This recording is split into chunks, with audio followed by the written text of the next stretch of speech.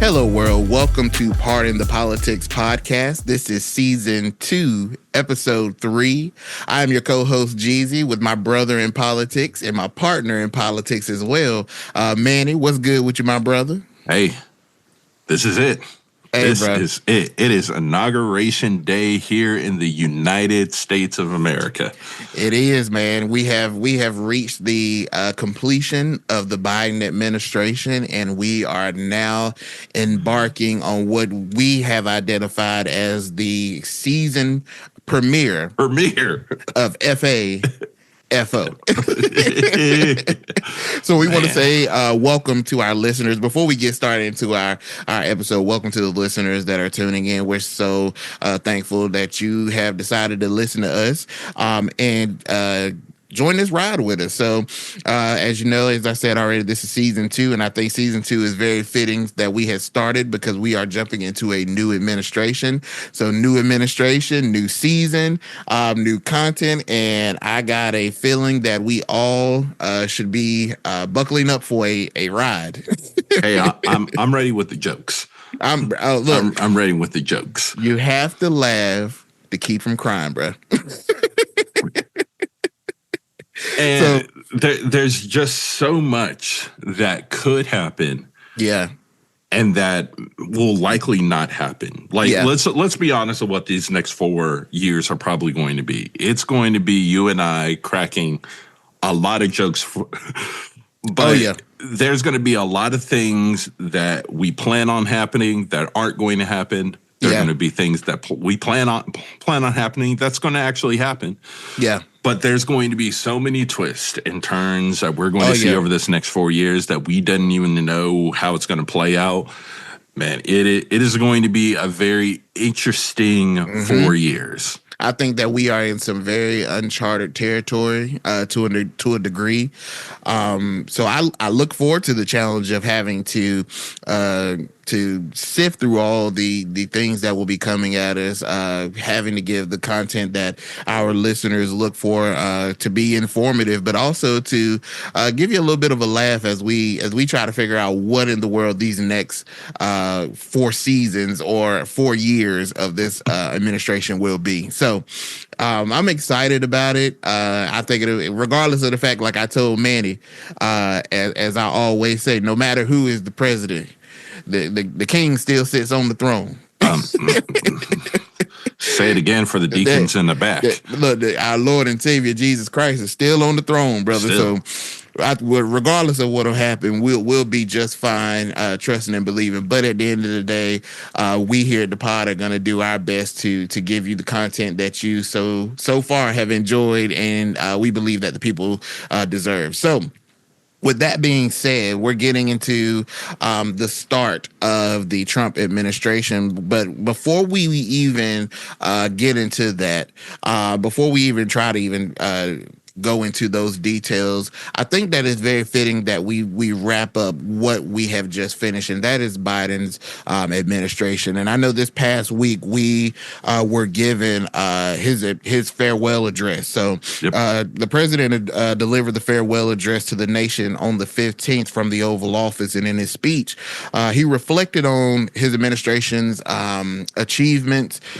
He expressed some concerns about emerging threats on democracy, and he offers some recommendation to the nation's future. So what were your thoughts, Manny, as you saw Biden deliver this final farewell speech? Man, it's kind of mixed, you know. Yeah. This administration I think it's going to be real interesting to see how history kind of reflects back on Biden, his administration, what he did during this time. Yeah. But I thought it was a good speech. I think he came out very aggressively defensive, if that makes sense. Yeah. Really just to start that speech off and be like, hey, pretty much everything, all the reasons you guys said you voted for Trump, this is what my administration did on that. Very an aggressive tone to take to really kind of defend his presidency, and was all correct. Yeah. You know, I think we're going to look back and really kind of see a president that helped guide the nation through a period of uncertainty. Yeah. And ultimately, that's what we wanted. Like, let's really remember where we were at the end of 2020. Is we just wanted stability. We didn't want Matt. If we look at us as a country, and if you look at everyone, complaining, we voted for this. We voted for 4 years of no major swings, of 4 years of everything just kind of staying the same. Let us get used to something. And that's what we got. But we did, inflation, much like with Carter. Yeah. I think the inflationary tales of the economy over this last 4 years is what's going to be the big storyteller of the entire administration. Yeah. That Ukraine, I think that and Ukraine are going to be the two big linchpins that we ultimately link to Biden as well. And the only reason I'm hesitant to list Israel and Gaza about is because that seems to pop off about every 5 years. Yeah. There's some link to it to every president. Yeah. And I think that to the point you were saying that he was aggressively defensive.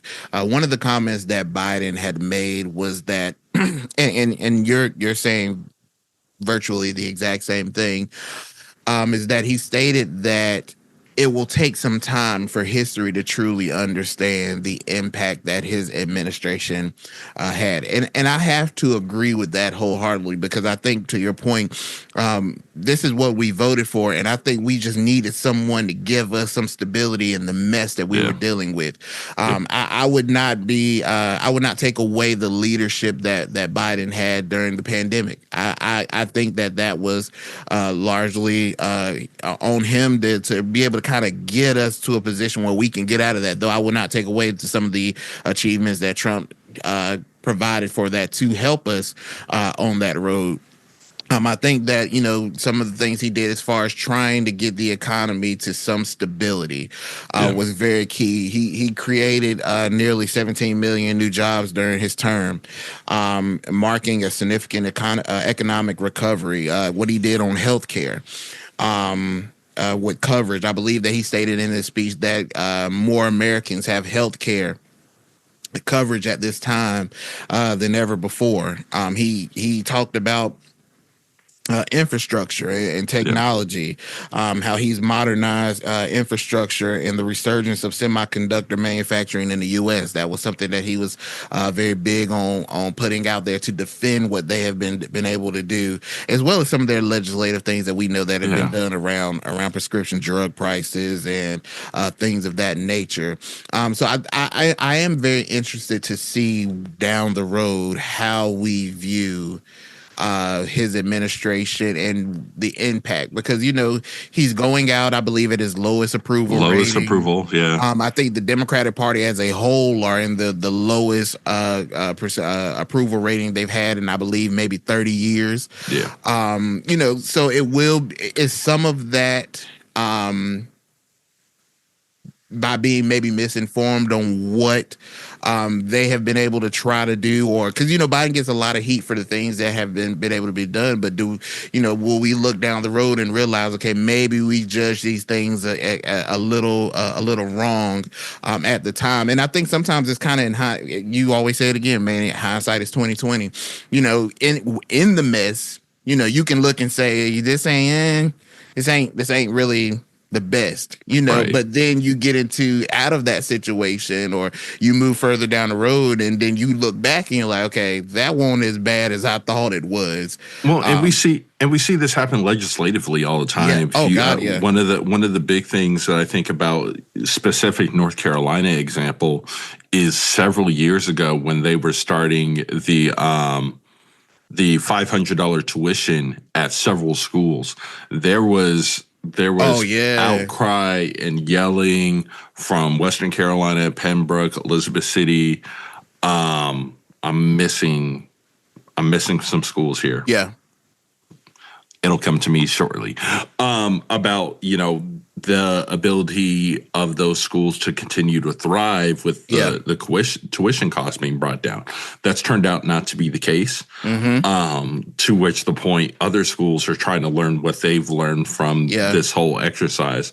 So it does take time for policy to work itself out, but it should take time. We shouldn't want our federal government to be able to flip on a dime.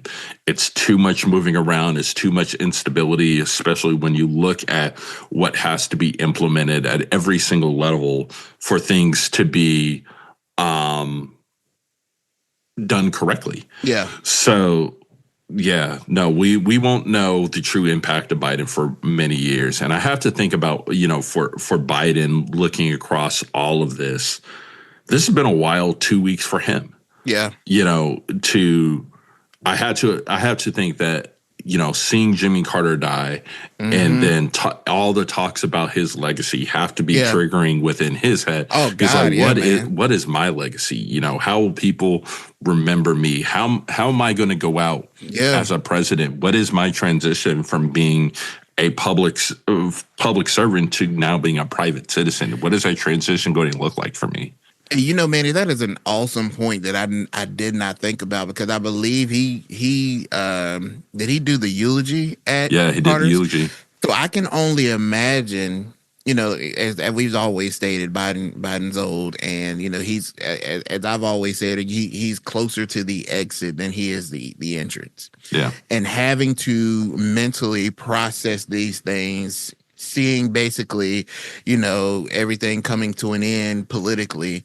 And I think that even kind of goes into, his approach to his farewell speech, because this was the last time we're going to hear from him at all. So why barring that nothing happens. I'll say this for everyone listening to the pod, barring that nothing happens as we record this on Sunday and it's released on Monday, we're not going to hear from him in that capacity again.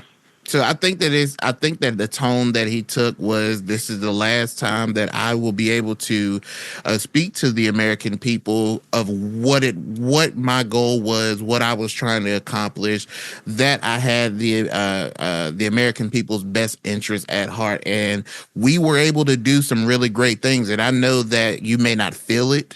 You may not necessarily see it. You may not process it or understand it at this moment, but I'm hopeful that there will come a time that you will look back and say, yeah, he wasn't as bad as maybe the media or people would say that he was. And I think that that even leads me into kind of some of the things he was saying about warning about this concentrated power of people, the surgeon of misinformation and media. I believe one of the statements he said is that Americans are buried under an avalanche of misinformation, and I thought that was 1,000% true.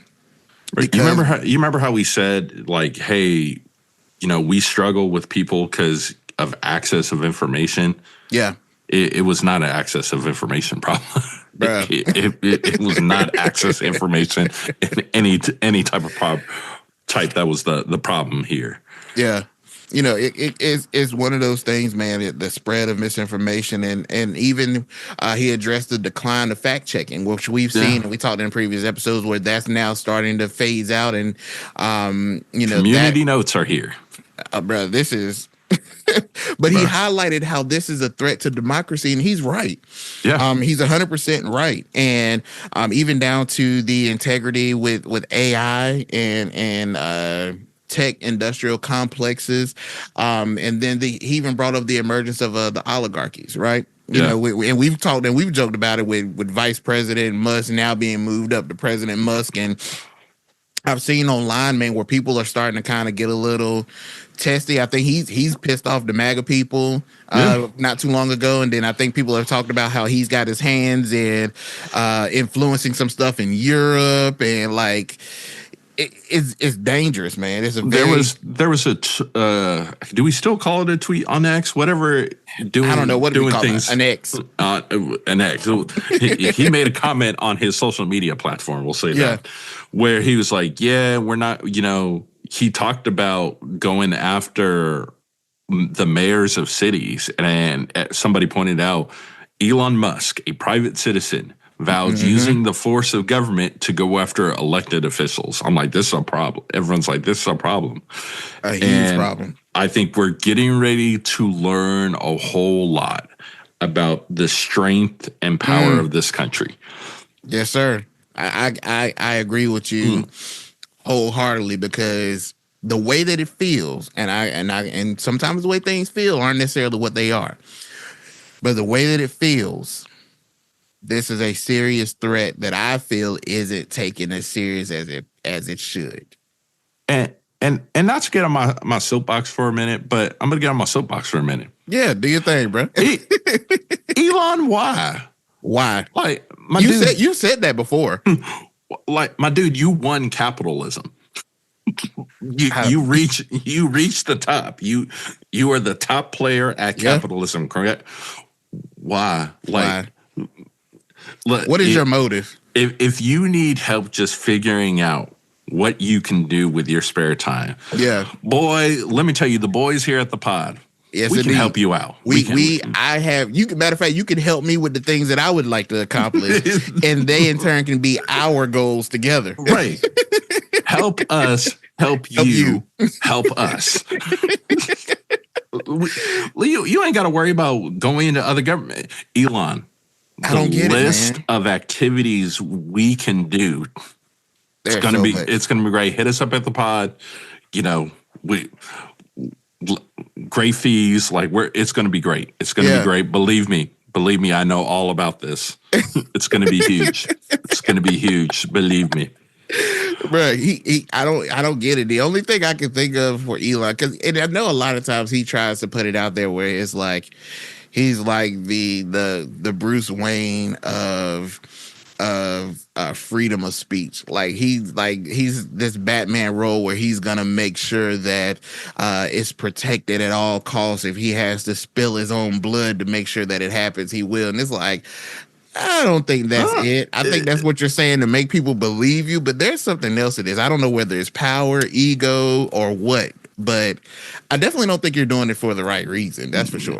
Not. Or he could just be bored and he's just trying to see how far he can get his hand into power. Honestly, that's what I think he is. I think he's just bored. How far can I go that I can have the most power that I can make? Think about it, that I am not a natural born citizen of the United States, but I have people talking that I have the power to influence the president, who is the most powerful person in the nation. Like, he's got to be looking at that like, Other countries' rulers that are major allies of the U.S. see me in this role, in this capacity. But like I said, Elon, you're not winning at capitalism correctly. Let us here at the pod. Let us help you, brother. Let us help you out. It's got to be a interesting, week for Biden as all this kind of wraps up and comes to an end. I guess a question I have for you. Yeah. How do you see, so Biden essentially spans 50 years of service. How do you feel as though he will be kind of remembered? I think that for those that know his entire rap sheet from beginning to end, I think he will be viewed in a positive light. I think that he may have, and I'm not comparing him to Carter, but I think that the individual of who Biden is may be viewed more positively than what he may be seen as a politician. The love that he has for his family, having to navigate through the loss of his son and his wife, his first wife, being there and ushering in a young guy like Barack Obama, to kind of say, you're the young, spunky guy that has all the, you got the energy. But I think that he was very instrumental in showing Obama the behind the scenes stuff that like this is kind of how this goes. Kind of showing him some of those back channels that Obama came in not having, which I think is something that may have been an issue for Trump because Trump didn't have a person like that to kind of give him that type of guidance, where I think he might have been able to avoid certain pitfalls that he had in his first term. But I think that he will be viewed in a more positive light. I think what's really going to be where I want to see how much this weighs on his legacy is this presidency that he had. Yeah. And I don't think it's necessarily how it started. I think it's how it ended. The ending was real bad. The ending was real bad. It wasn't a soft landing, and I think no.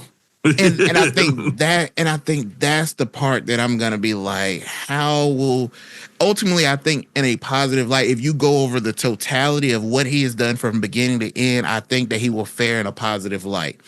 But then I have the caveat to that is that, well, how many people will see that part of Biden? A lot of people just going to remember Biden as the vice president to Obama and what he did in this presidential term. If I have to put both of those side by side, they cancel each other out. Yeah, absolutely. So there's going to be, I think it's going to be mixed, man. I think it's going to be some people. I personally think that I would view him in a positive light. But a man that has made mistakes and has been flawed, which I don't think that is no presidential or any politician that we can say that isn't happening. Maybe the magnitudes may vary, but I think that that will be the case for him. But I think there'll be quite a few people that will not view him as positively as others will. Yeah, no, I concur with all that. His resilience that he's shown through his years, through losing his wife, his daughter, and son. And I think that's really helped him be able to connect with the U.S. population, you know. His friendship between him, McCain, and Lindsey Graham. Names, that bipartisanship, the ability to look across aisles and do stuff. Yeah. And then just how he's always worked foreign policy. However, the one thing about his legacy that I'm very intrigued specifically to watch how this plays out is how we will, as historians, view his role around the crime bill measured against what he's done in these last 2 weeks with the pardoning and the commuting of sentences. I'm very interested to see how these two things balance each other out over the course of history. And to that point, because I think with if I remember correctly, with the crime bill, he was not viewed and really kind of got some scrutiny on his approach that he had with the crime bill that he was a part of in the early parts of his political career. And fast forwarding to modern day, the tone is different, right? Right. What he was talking and the things that he was for in the crime bill is not the Biden that we see doing the things that he has done today. And that kind of makes me think when it comes to politics,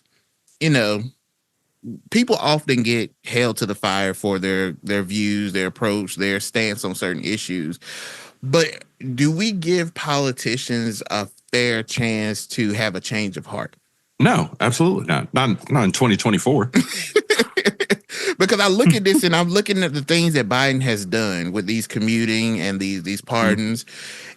And, even down to when we talked in his final days, he's already done even more with his pardon and commuting, where he commuted nonviolent drug offenses. With 2,500 individuals that were charged with nonviolent drug offenses, which he's taking care of that. Death row inmates, he commuted sentences for 37 federal death row inmates. And when you think about that, Manny, I believe in some part of it, I don't have it right in front of me, but he did something with the commuting of those that were sentenced with crack. And he was like, that we're not in that era of drugs anymore. So then why are we still taking this and applying it over here when those people have either done their time, whatever may have happened? Like, we got to move forward from that, Yeah. and even down to his pardoning of, which I know this will make Dr. Umar happy. So shout out to Dr. Umar. But he even pardoned this on Sunday, Marcus Garvey, who was a prominent black nationalist leader who was convicted of mail fraud in the 1920s, which when I looked into the details of that, man, that was even crazy within itself because, bro. Look, man. If the U.S. government wants to get you up on some charges, they're gonna find something. They're gonna find some charges, and it's usually going to be something like this, or them like, "Hey, when you filed your taxes 5 years ago, you told us you checked box 1A and not 1B. Sorry, 20 years jail, 20 years, bro. But when I read about this, when he was convicted on mail fraud, and the reason behind Biden doing this was because he was like, man, at the point, that was politically motivated. Yeah. He was a prominent voice. That was, we all seen the story of how this goes in American history, and some things took place, and to kind of here we are, put a cap on him and silence him. He was hit with these charges, and ultimately we know how that led for his movement with black nationalists. But for him to have the stance that he had in the crime bill, as you brought up before, but then to see him do something like this definitely sets a different tone, not just for what he's done for American people, but I think primarily what he's done for people of color. Yeah. Because I wonder now with his total, I don't have the number in front of me, but I know in a couple of episodes back we were talking like he had the lowest number of pardoning and commuting, and now he might be up at the top. he went and ran those numbers up. He's like, know what happened? Nope. He heard the boys in the pod. He said, hold on. Boy said, my number's true. What they said? Yes, sir. In fact, the people at the Pardon the Politics podcast, they do provide correct information, and sir, that is your totals. He said, all right, bring me the paper. Yeah. I signed it. So thank you, President Biden, for listening and taking that bit of information we gave you and getting that pen to work. And again, the door is open if you want to come on the pod, President Biden. We'll come up to Delaware, to whatever that beach is that you like to go to, and we'll bring the pod to you. We'll bring the pod to you. You done enough work, brother. We'll come to you. Well, we'll hop on that Amtrak. Yeah, we'll come up there. I heard y'all got some nice scenery. So, but in his farewell though, he did the last part that I just want to bring up about it, about his farewell, and we can move on. Is that his call for unity and vigilance in the American people, and it was almost this handing off of the torch that unity is only going to be preserved or even come about by the work that we do as the American people. Yeah. And I thought that was very important because we know from the first term that we had with President Trump, that was some of the most divided times that I can say I've been a part of. Yeah. And I think that having that coming back up, or knowing that the agent in which all those things kind of took place under is now sitting back in the highest chair in our nation. I think it's important to realize that unity has to be preserved. Democracy has to be preserved. And I think Biden has shown that with his peaceful transition of power, no pushback. I know that Harris has not been as welcoming. I saw that she wouldn't let JD come for a tour of the house, and all she said, look, not while my stuff in here. Look, man, I get it.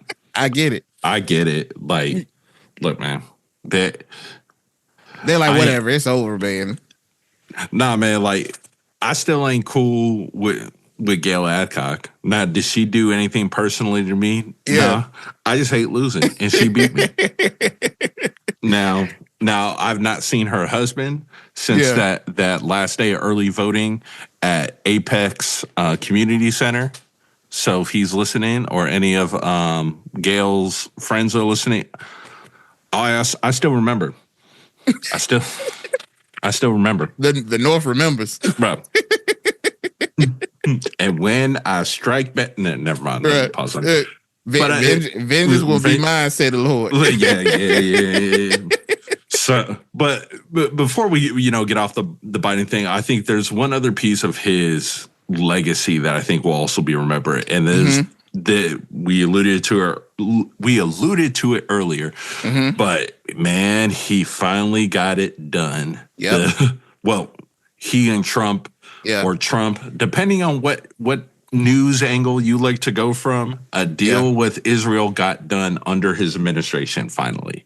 Bro, we finally are getting that. And before we go into the detail of that, I want to say this. It has been reported that the Biden Trump worked together to really ensure that this deal got done, and got done before it was before Biden was out at the White House. And I believe that should be, some people are like, nah, it should be giving credit to Trump. Nah, it should be giving credit to Biden. I think, again, here's a moment that we're missing of unity, because, to see two administrations work together for something that is of grave concern for America, for the American people. Yep. I think that it should be not who got the deal done, whether it was Biden or Trump. I think it should be more highlighted that they worked together to get this done. And I hope that, and again, I know it's Trump, but I hope that he will preserve the fact that we got this done, not I. But I know that that's a hard thing for him to do. But I believe that the agreement on the ceasefire went into effect yesterday. Sunday morning. Yep. Between Israel and Hamas. So this 15-month conflict, hopefully, knock on wood, is coming to an end, because we know that all it takes is one person not getting the memo and firing a bullet. Get that text message. And we back on it. We back to square one. But it looks like that the implications of the ceasefire have been agreed upon. Hamas has agreed to release 33 Israeli hostages, including women and children, in exchange for Israel freeing 737 Palestinian prisoners, which is that's a lot. That's a lot. That's a wild number, bro. That's a community, bro. That's a wild number, bro. I ain't even. But in the agreement, there are 3 phases to the agreement, and the first phase is that a 6-week, which we're a part of, in the first phase, a 6-week ceasefire during which Hamas will release 33 hostages and Israel will free 737 Palestinian prisoners. The second phase is that negotiations for a permanent end to hostilities, including the release of all remaining hostages and a withdrawal of Israeli forces from Gaza. And then the third and final phase will be implementation of a comprehensive reconstruction plan for Gaza, which will be facilitated by international aid. And within this plan as well, there's the ceasefire allows for an influx of humanitarian aid into Gaza, aiming to address the dire needs of the civilian population that have been affected by the conflict. So hopefully, like we said before, these things will actually hold true, and there will be no actions that will allow this thing to, because I think that Big Nettie already said that when he talked to Biden and Trump, they told him that if at any point in their ceasefire, let that chopper sing. Let the chopper sing. If it goes sideways, you got all right to get it popping again. So I hope that Hamas don't do nothing stupid. Bruh. I think I saw some reports where they were saying that there were some concerns because Hamas was kind of like parading around and, kind of acting like they had won this thing. And it's like, okay, like everybody better just chill out. Look, if you put yourself in Hamas's hand, I mean, they did kind of low key win. I mean, this was another war that we thought was going to take probably about a week and a half before, and every day it carried on. It was a day that gave them some positives towards their cause. If you look at if their goal was to make Israel a little bit more unstable, they've done that. you see with all the turmoil that they have internally within their government as a result of this, even right now, just trying to get the agreement signed. Yeah, several ministers saying that, hey, we can't do this. I'm going to step down. So I think they did get a level of victory. I think that Israel obviously is going to get some victory here in the international community by wrapping this up. I think Biden obviously gets a victory here, seeing this ending under his administration. And I think Trump gets a victory here as well, that he doesn't necessarily have to deal with this problem directly. Because he's quite frankly going to have a lot of other things national and internationally that he's got to deal with. So to not have to deal with this. Now, I do think Trump winning put the combination of Trump winning and Mike Huckabee getting appointed ambassador to Israel. I think Hamas knew that, hey, if they didn't figure this out by Monday, that they were going to be walking into a situation with far less viable or favorable statistics for them. Yeah, they didn't get this done before Biden was on his way out. I think that I don't even know what the potential of a ceasefire deal would look like, but I got to think that it would have been a lot harder to reach that going forward. And I know that you're saying, they won to some level of degree, but I think ultimately the goal of what they initially wanted with the two-state, as we see in this deal, it ain't gonna happen. It's not gonna happen. It's not gonna happen, and at least not in this deal. We definitely know it's not happening within the next probably 3 to 4 years. Yeah. I think, unfortunately for them, the Palestinians threw away any opportunity that they really did. They really had to get to a two-state solution in 2000. Yeah. But that's a whole nother pod for a whole nother day. Mm-hmm. But I think the best that we can probably hope for in this situation right now is almost a North Korea, South Korea-esque situation where they're like at war, but they're chilling and they're not actively going at each other. And I think that the compromise you can see in this deal when it comes to the two-state solution is that at least Israeli forces will be taken out of Gaza, because I believe that some of the complaints that Hamas had was this level of oppression that they were getting from Israel, not just from the outside, but from the inside as well. So I'm thinking that part of maybe the agreement was at least that the Israeli forces won't be in Gaza. Right. And maybe that is like, okay, you're not a two-state, but we'll have our foot on your neck from afar. Right. So hopefully that was the reason for the agreement. And like you said, I believe that it is a win for Biden. Because I think that him going out and having the Ukraine-Russia war, having this conflict go on, I think would have definitely been a double whammy to negatively impact his legacy. So to see that this was done is at least one thing that he can say, that won't be left as far as not unfinished. Handled. Yeah, it won't be unfinished. So, but I think that when you look at Biden's farewell speech, I think when you look at the ceasefire deal, when you look at the commuting of these individuals with nonviolent drug offenses, it's the end. It's the end. I think, at this point, as you are listening to this podcast, all things have been done that could have been done, barring any crazy situation that may pop off that we just don't see a curveball coming. But I think that this was the best way for Biden to end his final week. I don't think he could have ended his week any better. Maybe if he had released Tiger King, maybe. Bro, look, there are two things that I think he could have done to really help him. One is saving Tiger King. The other is saving TikTok, which look, this is breaking news as we are recording the pod. I believe TikTok is back. Oh, yeah, I just saw the alert come back, and if you hopped on TikTok earlier this morning, you got an alert message saying, "Hey, it's not available in your country." But it does appear it looked like TikTok might be back. TikTok is back. What TikTokers, happened? What man. happened? We need the deets. We need the deets. Oh, TikTok is coming. We already knew some of the deets.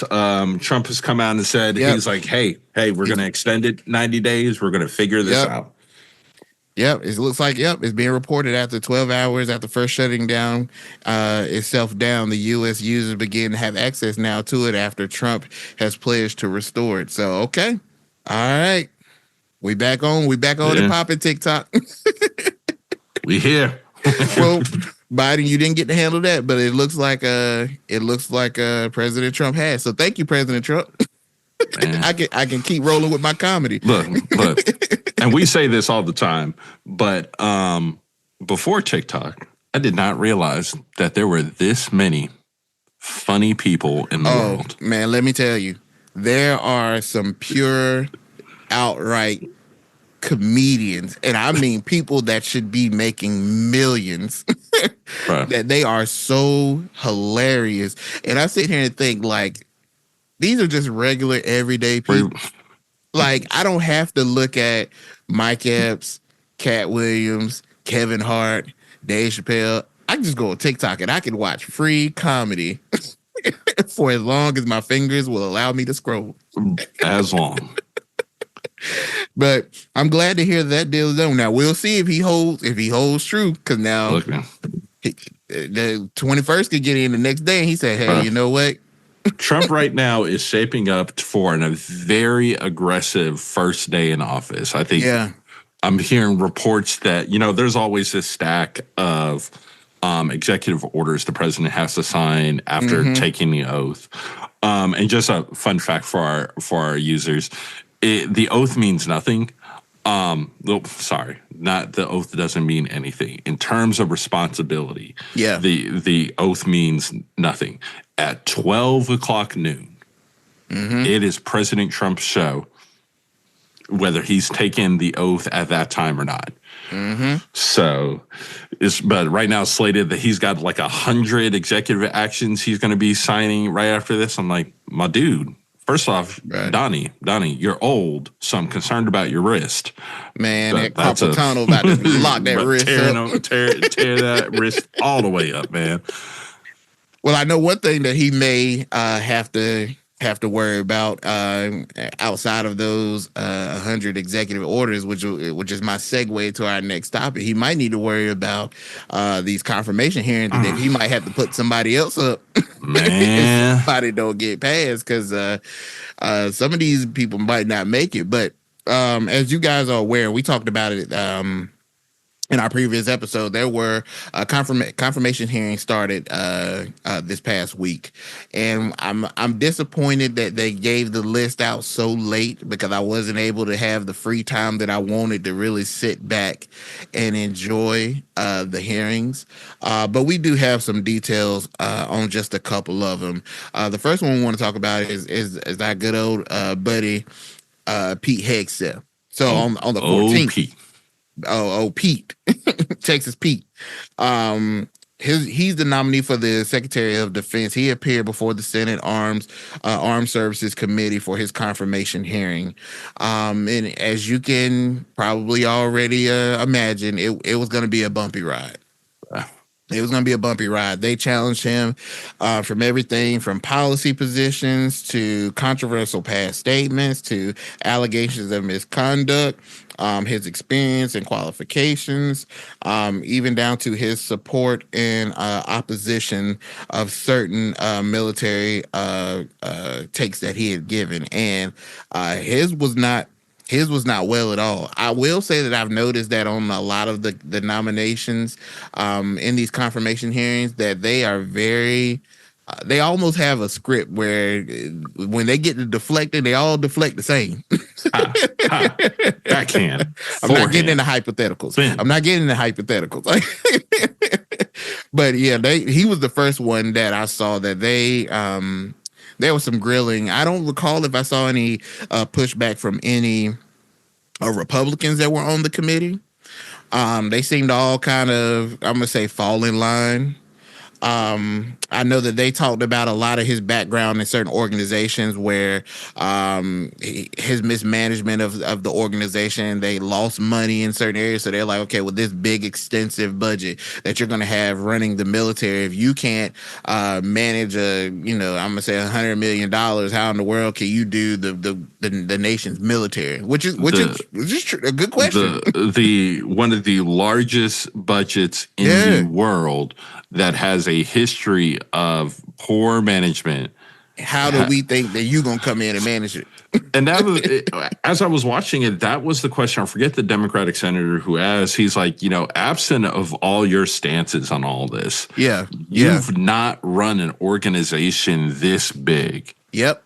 How are you going to do this? I don't see anything on your resume that tells me that you are anywhere prepared to deal with this level of leadership. Yep. And I can't remember what senator that was, but man, when he said that, like outside of all the fog, that was the one question I heard that I was like, nah, that's question. That's real. That's a real question. That's real. That's real. Like, it don't matter what your stance is. Bro, everywhere you been, you lost money. You mismanaged money. And not only that, you mismanaging it while drunk. So, so yeah, he got a grilling, man. Were there any other highlights of it that you saw that you want to point out, brother? Man, look, my favorite comment that came from him was, him just like, look, man, I'm a flawed man. Like, boy, but he went on to say, but I've been saved by the grace. Look. What was the guy that came, the Democratic guy? He had me weak though. He was like, so I understand what you're saying. He said, but if I heard you correctly, you got pregnant.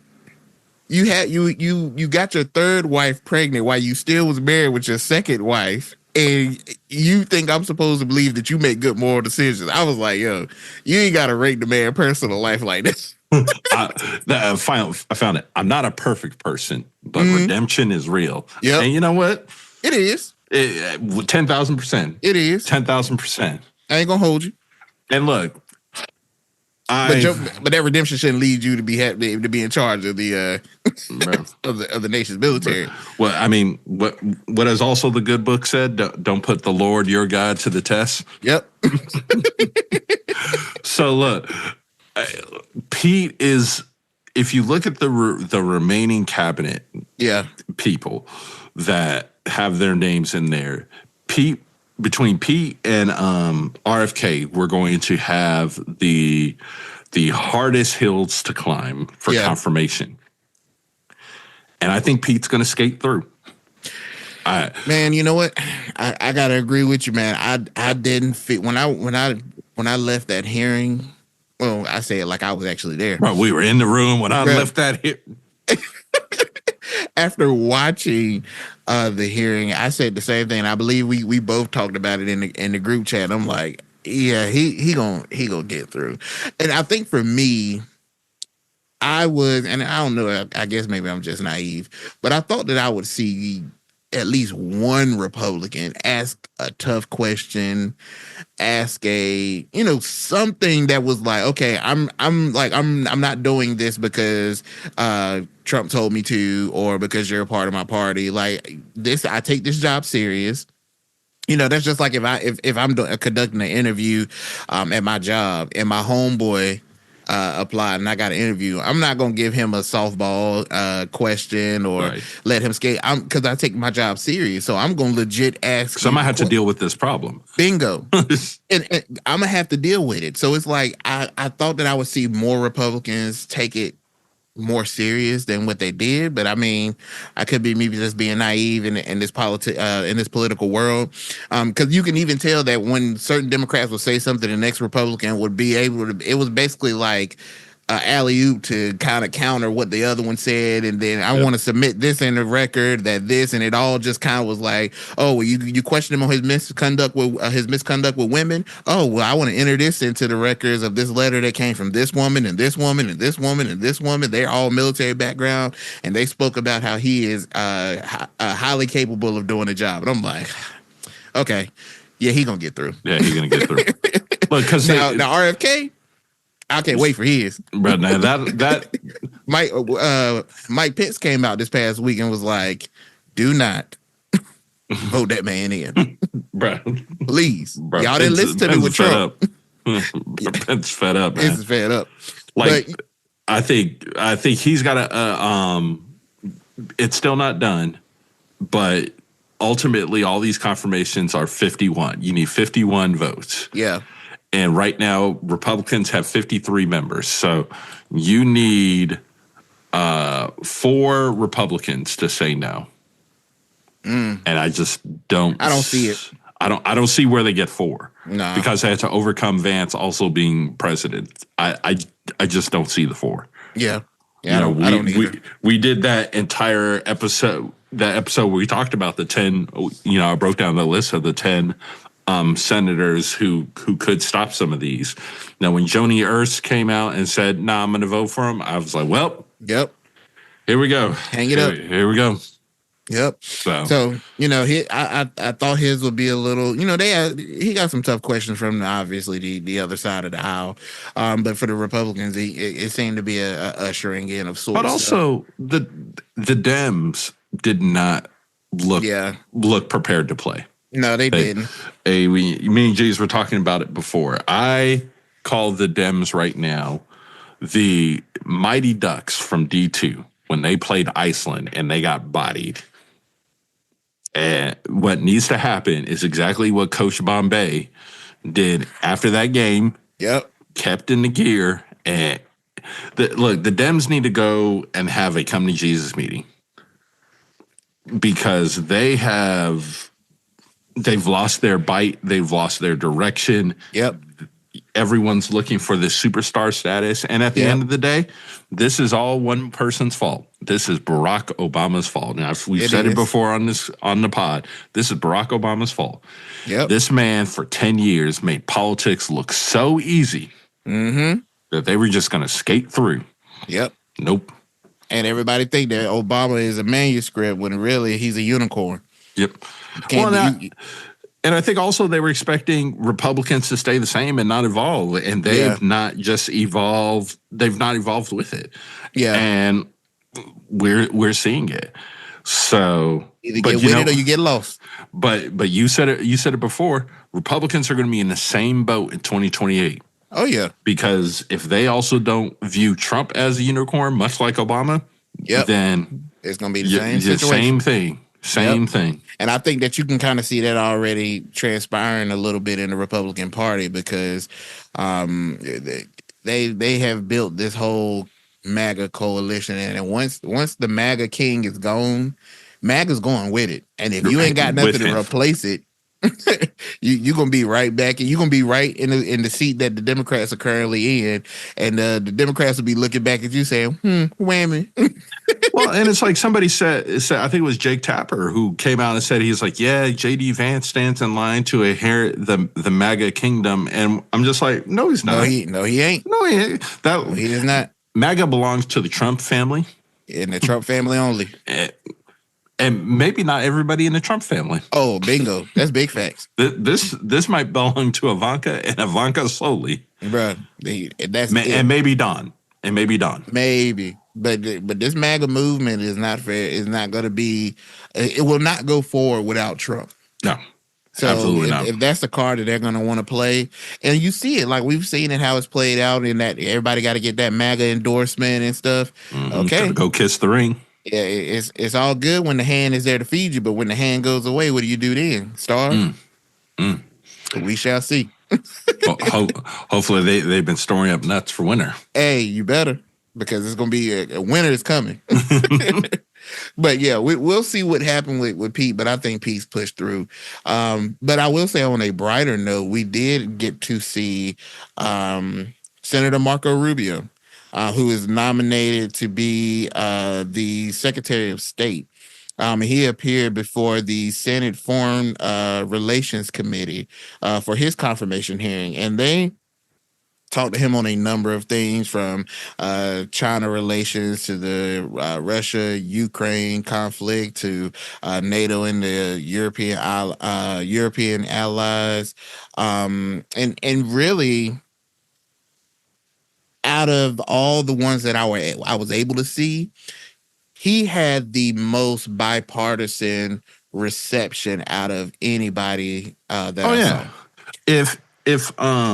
If Matt Gaetz was the class clown of this confirmation class, Marco Rubio is the A student. Oh, definitely. He was like, it was notably cordial between him and the committee members. I mean, because they know jokes, and like him. It was such, like, I went from seeing Pete Hegseth to seeing Marco Rubio, and I was like, I even was smiling. Like, why am I watching TV smiling? Like, that's a good guy. It was just a very cordial committee hearing, and you could tell they genuinely liked him. There were no questions about whether he was qualified to do the work, which we've discussed that here on the pod, that, you know, he's most certainly qualified to do the job. But even just Democrats and Republicans alike just really commended him on his approach, and how he just stood on the particular highlights, the situations or the topics that they asked him about. They appreciated his answers. Again, there was a lot of smiling, and he threw a couple of jokes and everybody laughed and kikied. So I definitely don't see there being a problem for Rubio passing through. But again, he's qualified. He's not a political figure that they feel comes with any type of disqualifications of any nature. So he was a safe pick. I didn't think that this was going to be a pick that Trump was going to have to worry about. I would liken the Rubio confirmation hearings to, like, have you ever been in a job interview and you and the person that's interviewing you are just, you feel like you're both going through the motions because you know you got this job? That's how this confirmation hearing felt for Marco. Yep. Like, okay, you're going to get this job. So, you know, we're just here to check you out, check it off. That's it. Check it out for HR. So his will be pretty, you know, and I'm sure that I don't think he'll have any opposition whatsoever when it comes time to vote for him. But then to make this a nice confirmation hearing sandwich, we'll finish up with Pam Bondi, and hers was pretty similar to Hegseth's. Yeah, little feisty. Very feisty. Very feisty. But, you know, when Pam was always going to do okay, because at the end of the day, her response is, "I'm not Matt Gaetz," to which everyone's like, "Well, she's got a point there." Yeah. This is not Gaetz. Yeah, but I won't say that she comes out. She did not come out clean. She did not come out of the cleaners, iron and wrinkle free. She's got a little bit with her as well too. So she appeared before the Senate Judiciary Committee for her confirmation hearing, and they questioned her on her commitment to nonpartisanship, investigation into political adversaries, which I believe that has been something that Trump has tossed around, and they asked her her stance on it, and she basically was like, "Oh, well, I mean, I haven't looked at the files of these people yet, so who knows?" And it's like, oh, which is probably the safest answer to give. Look, that's a very lawyer-like question, right? There was a quote from Samuel L. Jackson in the movie SWAT where he looks at LL Cool J and says, "Sometimes doing the right thing isn't doing the right thing." And that's to your point, extremely lawyer answer. But that's been her biggest concern. The concerns about her. She obviously legal expert. Yeah, big Republican supporter, commitment to the rule of law. The question is just really about her independence. If Trump says, "Hey, don't do that," is she going? And she knows she correctly should do that. What's she going to do? That is the biggest question for her.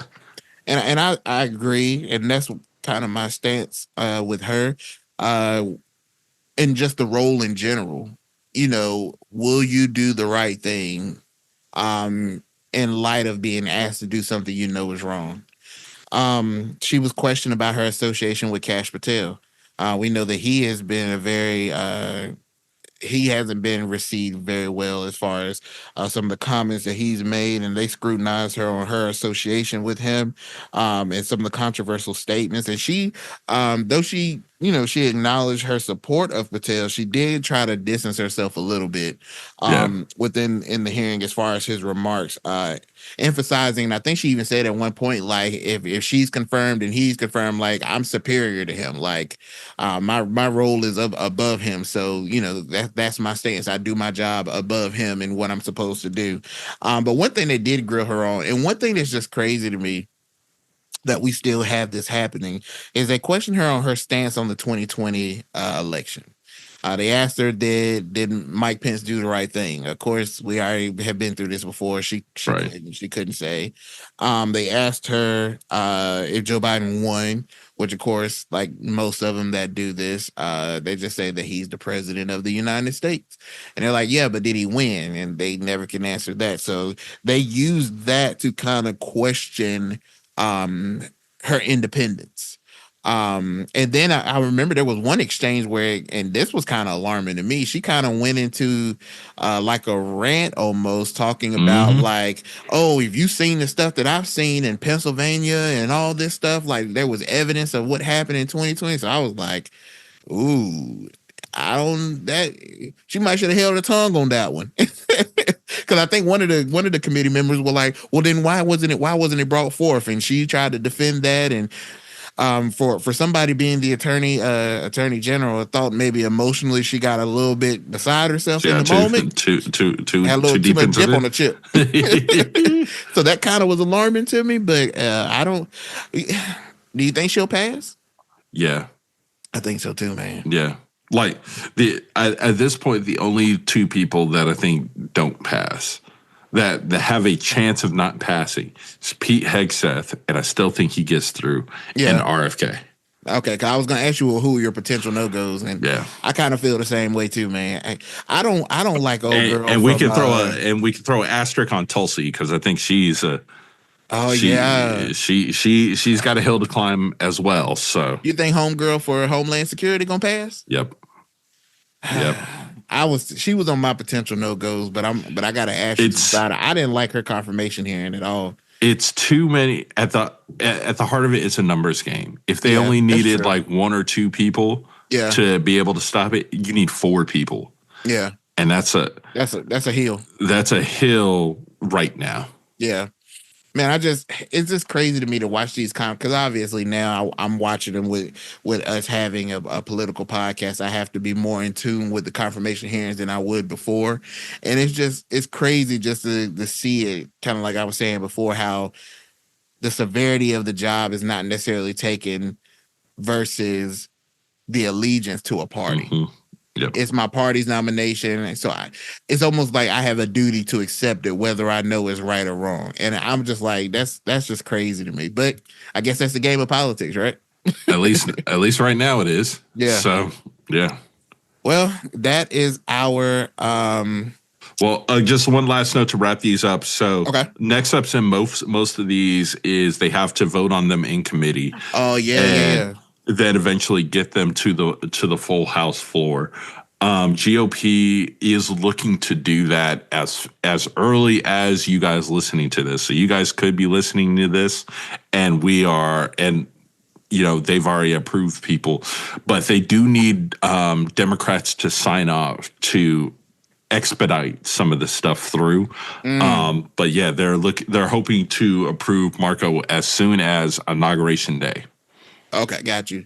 I don't think that'll be a problem. Yeah. Everyone else, we got questions, but oh yeah. Well, we will see what happens. When are the other ones supposed to be having, like Tulsi and?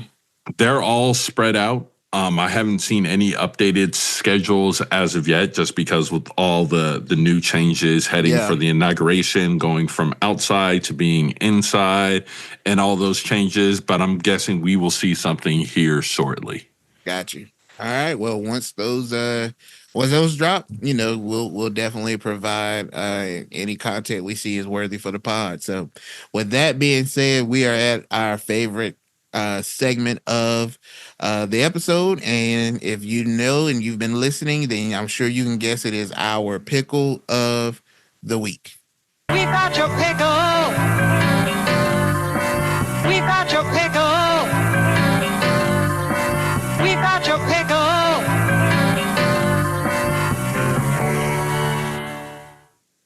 All right, that is our pickle of the week. So, all right, who's in the brine? Who's in the brine?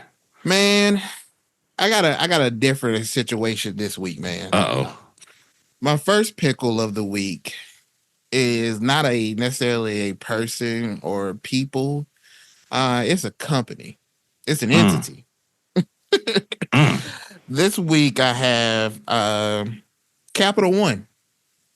Capital One is in a pickle. So it was reported that on the 14th, the Consumer Financial Protection Bureau, or the CFPB, filed a lawsuit against Capital One alleging deceptive practices that led customers to missing out on over $2 billion in interest payments. It was the allegations were centered around Capital One's marketing of its 360 savings account as offering competitive interest rates. However, the bank kept these rates low for several years, even as national interest rates rose. But simultaneously, Capital One introduced the 360 performance savings account with significantly higher interest rates, but did not inform existing 360 savings account holders about this new option. And the lack of communication effectively kept consumers in lower yield accounts. So the CFPB claims that this strategy resulted in millions of customers collectively losing over $2 billion in potential interest earnings.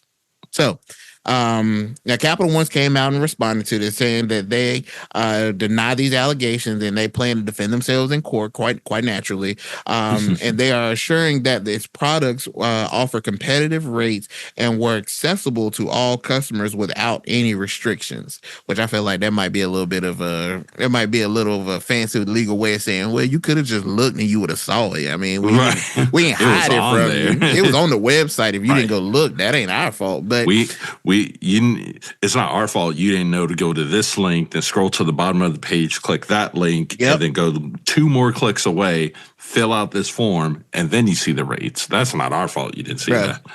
So they in a little bit of a pickle, because this will be interesting as this thing gets ready to head to court. But if you got a Capital One account and you got one of these accounts, these 360 performance savings, or one of these 360 savings accounts, you might want to be aware of this information, because when it's settled, you might have $2.40 that might be due to you by the time they divide it up over the millions of people that were supposed to get their money. Man, but here's my thing. Like, I think everyone should just stay away from everything that's 360.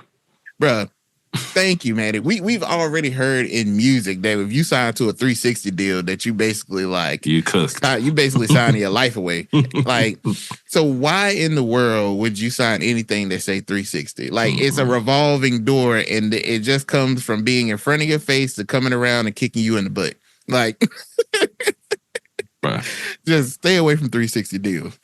But yeah, we'll see what happens with Capital One. And this week, I do have one more pickle that I want to share. Oh man, here we go. There was a senator. His name is Colton Moore. He's in a bit of a pickle.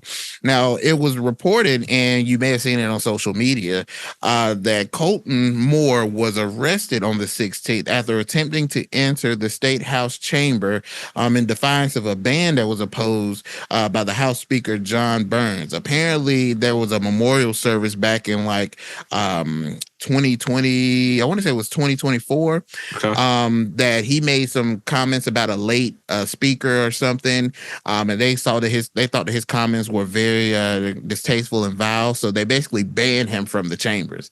Well, there was something that was going on at the chambers this past week, and homeboy said, "Oh, I'm in here."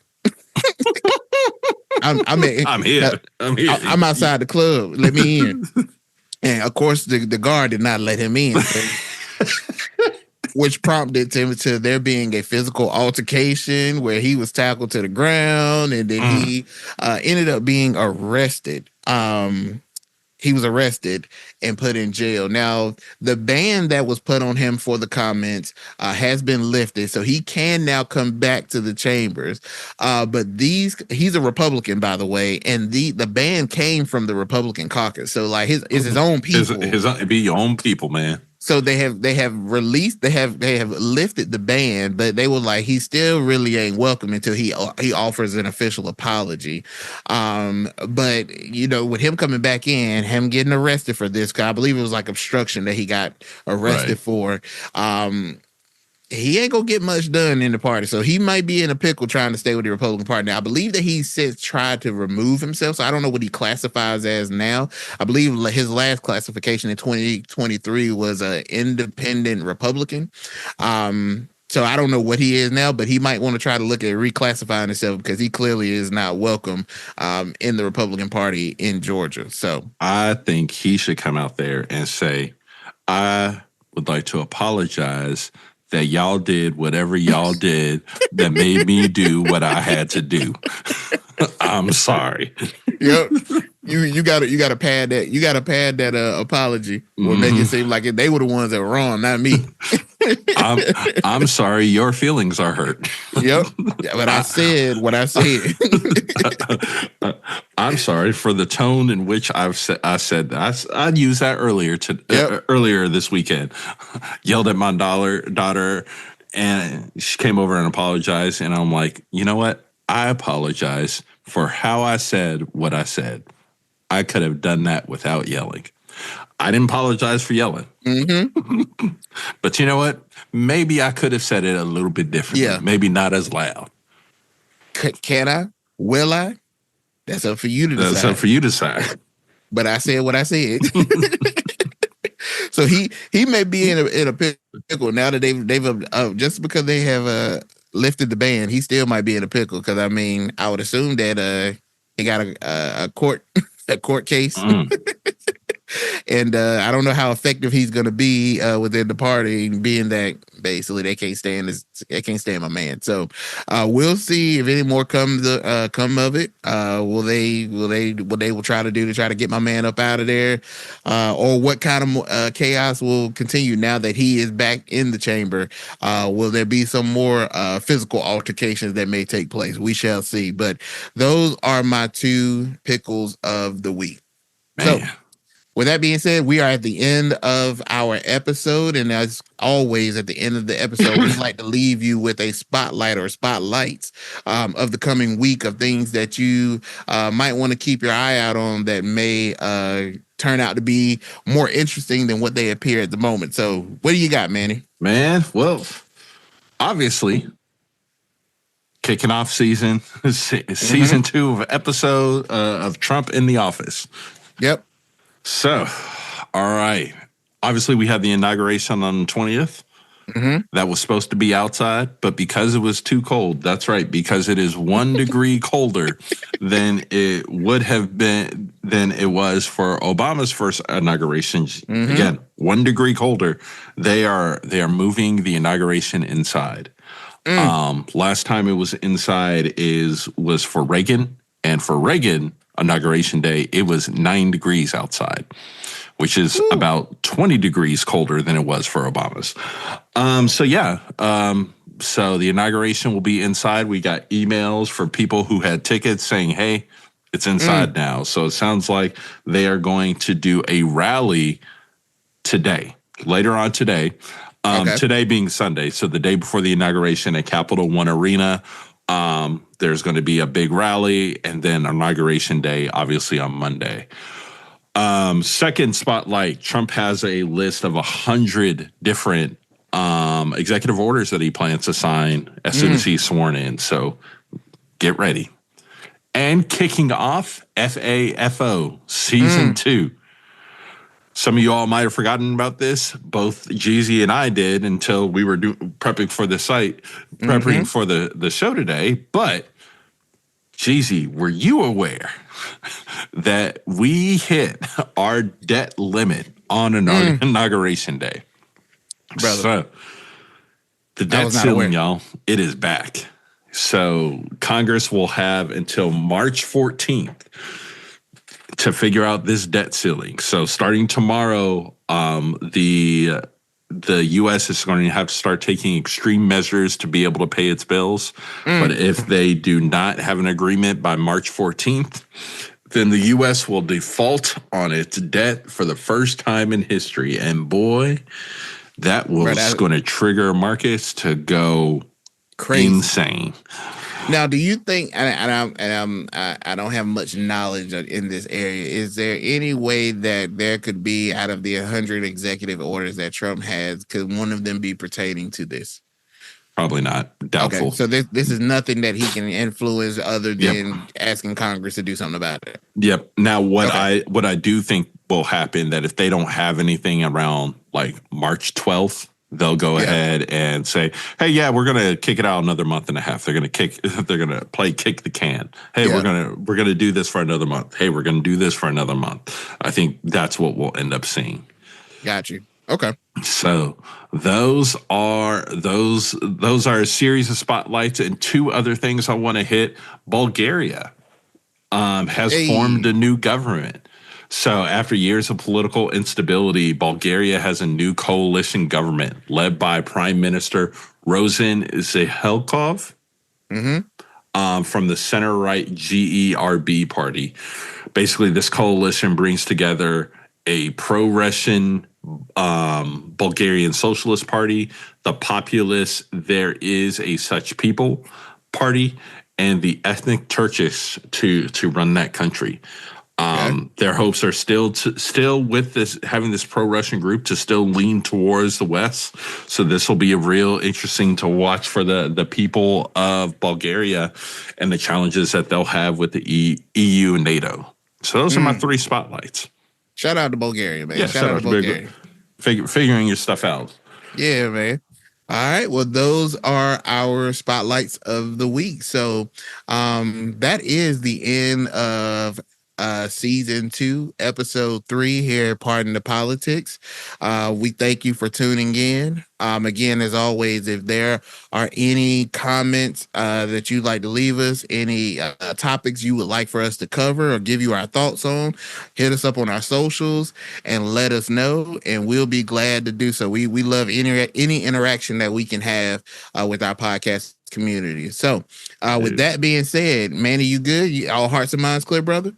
Man, again, we're celebrating all years. Shout out to Murray's Hair Wax. Shout out to 100 years. Yeah. Look, man, this is a big thing. We're going to make a big thing about this. Murray's does not get enough appreciation for its contributions to American history, and we're going to make sure they get that in 2025, celebrating their 100 years of existence. Indeed. Yes, we will. Shout out to you, Murray. So, as we always say here at the pod, at the end of every episode, if don't nobody love you, just know the boys here at the pod love you, and we appreciate each and every one of our listeners. So thank you for tuning in. That is our episode, and we'll see you next week. Take care, world. Take care, y'all.